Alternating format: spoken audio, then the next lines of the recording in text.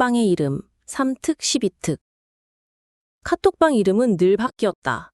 마닐라 엄마들 공부 생활 서류였다가 태풍이 오면 비상 연락망 브라운아웃 대비로, 시험 시즌이면 모의고사 공유, 답 공유 금지로, 가장 오래 머문 이름은 새해와 12해였다.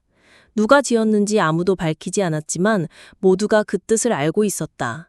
아이의 시간을 묶어두는 주문 같은 말, 새해를 채우거나 12해를 버티거나.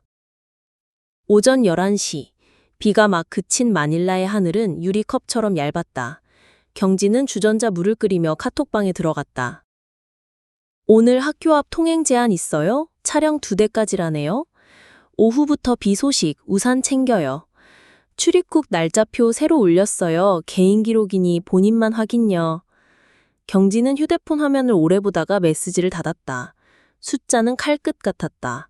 달력 칸막에 찍힌 입국과 출국, 한 칸씩 놓치면 몇 년을 날려버릴 수도 있는 정교한 고개. 2. 경진의 표.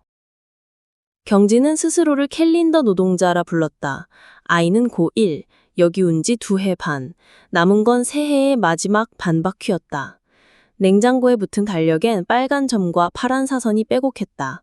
갱신한 학생 비자, 아이 학교 행사, 학원 시험, 그리고 한국에 계신 부모님 병원 예약일. 어머니의 검진 날짜에는 작은 하트를 그려두었다. 그때는 꼭 통화하기. 오후엔 학교 앞 카페에서 엄마들 3명이 모였다. 경진, 소라, 혜진. 세 사람의 공통점은 잠이 얕다는 것과 계산이 빠르다는 것이었다. 내가 어제 엑셀을 또 고쳤다? 소라가 커피 빨대를 돌리며 말했다. 초일부터 계산해보니 12해. 멀미난다. 근데 우리 둘째는 벌써 여기 친구가 더 많아. 멀미라도 해야지. 혜진이 웃었다. 우리 애는 고3인데 한국 가면 너는 어디서 뭘 배웠니부터 듣는다더라? 경진은 고개를 끄덕였다. 새해만 채우면 된다. 그렇게 마음 다잡는데도 어제도 악몽 꿨어. 공항에서 도장 누락됐다고 그 자리에서 다 무효라네. 악몽은 적금이야. 소라가 말했다. 쌓아두면 언젠가 잊게 해줘. 세 사람은 웃었지만 웃음의 끝은 조금 떨렸다. 3. 느린 도시의 수업. 필리핀은 느렸다.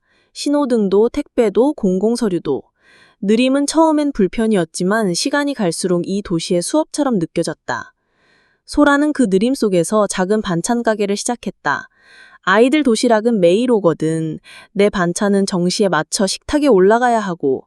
그녀는 커뮤니티에서 주문을 받아 김치, 잡채, 장조림을 만들고 스쿨버스 도착 전에 맞춰 배달했다. 배달이 늦으면 비나 바람 탓을 하지 않았다. 내가 더 일찍 시작하는데 그게 그녀의 철학이었다.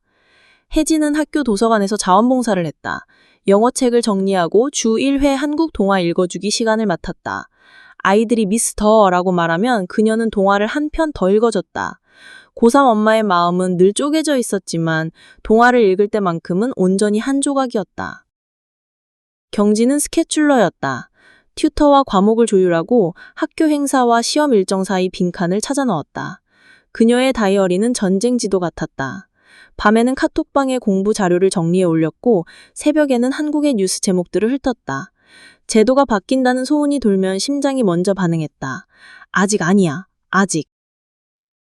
4. 서류의 숲. 서류는 늘 숲이었다. 발급과 번역, 공증과 인지.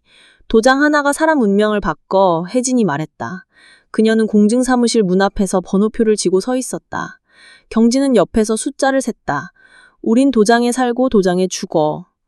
서류를 품에 안고 나오는 길 비가 후두둑 떨어졌다. 짧은 소나기.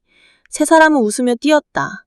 또 말리자. 소라가 서류를 가방 속에 깊숙이 넣으며 말했다. 서류가 요구하는 것은 사실과 날짜 그리고 빈틈 없음이었다. 새 엄마는 완벽을 연습했다. 실수는 나중에 눈물이 된다. 그들은 이미 여러 번 배웠다. 5. 남편들의 시간. 남편들은 대부분 한국에 있었다. 어떤 남편은 분기마다, 어떤 남편은 반년마다 마닐라에 왔다. 이번엔 4박 5일로 온대요. 소라가 말했다. 아이들 아빠 오면 처음엔 좋다고 붙어 있다가 떠나는 날 울음 참느라 애쓴다. 내가 더 힘들어. 경진은 알 것 같았다. 우리 집은 통화 시간이 일정이야. 밤 10시 15분. 아이 숙제 끝나고 씻기고 나도 설거지 끝나고 딱 그 시간. 혜진은 고개를 끄덕였다. 남편이 오면 집이 두 개가 되는 것 같아. 한국 시간과 마닐라 시간이 한 방에 섞이고 다시 각자 제 시간으로 돌아가. 우리가 중간에서 저울이 되지. 저울은 가끔 기울었다. 한쪽에 돈, 다른 쪽에 마음, 균형을 맞추느라 허리가 아플 때가 많았다. 6. 브라운아웃의 밤. 전기는 가끔 꺼졌다. 그럴 때면 촛불을 켰다. 속이 깊은 컵에 초를 꽂아 식탁 가운데 놓고 아이들은 그림자 놀이를 했다. 엄마, 공룡! 그림자는 벽에서 커졌다 작아졌다. 소라는 그 시간 동안은 모든 걱정을 내려놓았다. 불이 꺼진 집에서 걱정은 오히려 더 작아졌다. 보이지 않으면 잠시 잊을 수 있었다. 경지는 촛불 곁에서 공책을 펼쳤다. 아이가 영어 단어를 외우는 동안 그녀는 입국 날짜표를 다시 적었다. 매번 같은 숫자였지만 촛농처럼 마음은 굳어졌다가 또 녹았다. 7. 낯선 병원. 어느 주말 혜진의 아이가 갑자기 열이 올랐다. 응급실의 공기는 습했고 대기실 의자는 딱딱했다. 혜진은 영어로 증상을 설명했다. Yesterday cough, today fever. 의사는 고개를 끄덕이며 차트를 넘겼다. 주사와 약, 계산서, 보험 카드? 혜진은 카드 지갑을 뒤적이며 가장 작은 카드 한 장을 꺼냈다. 아이가 그녀의 손을 잡았다. 땀이 맺힌 손바닥이 불안의 모양을 그대로 새겼다. 그날 밤 카톡방엔 조용히 메시지가 쌓였다. 괜찮아? 필요한 거 말해. 지금 갈 수 있어. 집 냉장고에 죽 있어. 가져? 마닐라의 밤은 넓었지만 그 밤의 안쪽엔 서로가 있었다. 8. 규정의 소문. 여름 끝. 한국에서 조용한 소문이 흘러왔다.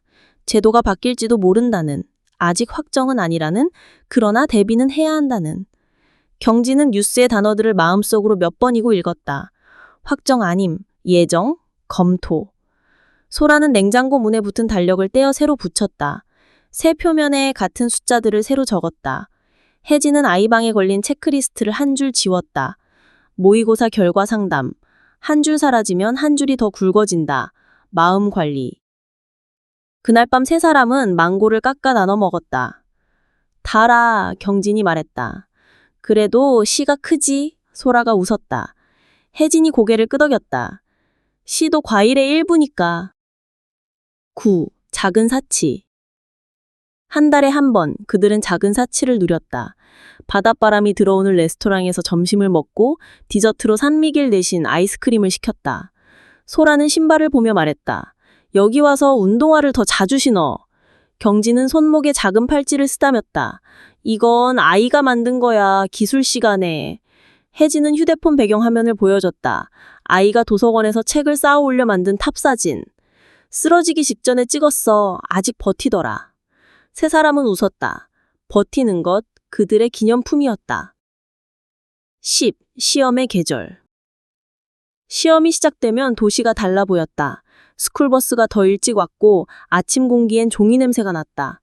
경지는 아이 도시락에 메모를 남겼다. 네가 공부한 만큼만 나오면 된다. 소라는 전날 밤 튜터에게 보냈던 질문을 다시 읽었다. 오늘은 오답 정리만. 혜진은 도서관에 시계를 옮겨 달았다. 시험장 앞 시계와 같은 모델. 눈 익어야 해. 시험 전날 밤 새 집의 불은 늦게 꺼졌다. 비가 오지 않는 밤이었다. 모기향의 얇은 연기가 당 안에서 원을 그렸다. 걱정도 같은 자리에서 돌았다. 11. 합격과 불합격. 결과는 동시에 오지 않았다. 합격과 불합격은 차례로 집 앞에 도착했다. 어떤 집은 축하의 떡을 쪄 나눴고 어떤 집은 며칠 동안 조용했다. 경지는 한밤중에 소라에게 전화를 했다. 우리 집? 됐어. 전화기 너머로 숨을 고르는 소리, 그리고 웃음. 축하해. 혜진은 아이방 문 앞에 앉아 있었다. 그녀는 말을 잇지 못했다. 괜찮아, 경진이 말했다. 다시 하면 돼. 혜진은 고개를 끄덕였다. 눈물이 무릎 위에 동그랗게 떨어졌다. 다시의 계절이 오는 소리였다. 12. 남은 시간의 모양. 세 사람의 달력은 서로 다른 모양이 되었다. 경지는 마침표를 준비했다. 정리할 서류, 인사할 사람들, 떠나기 전 마지막 도시 산책. 소라는 길게 이어진 선을 그었다. 둘째 초등학교, 그 다음 중학교, 그리고 그 다음 12해의 길. 혜진은 쉼표를 찍었다. 한 박자 쉬고 호흡하고 다시 아이와 함께 바닷가를 갔다. 모래 위에 숫자를 적었고 파도가 그 숫자를 가져갔다. 다시 적었다. 또 가져갔다. 그러다 둘은 그냥 웃었다. 13. 떠나는 날, 남는 날. 떠나는 날 공항에서 경진은 카톡방에 마지막 메시지를 올렸다. 다들 고마웠어요. 덕분에 여기서 안 무서웠어요. 답장이 우수수 달렸다. 가서도 연락해요. 사진 보내줘요. 거기 가면 분발해서 더 잘 살기. 남는 날 소라는 새로운 엄마를 카페에서 만났다. 초등 저학년 아이를 데리고 온 조심스러운 눈. 여긴 소라가 말했다. 느껴질 거예요. 잘하셔야죠. 우리 다 같이. 새엄마가 고개를 끄덕였다. 새해요? 12해요? 소라는 웃었다. 오늘 하루부터요?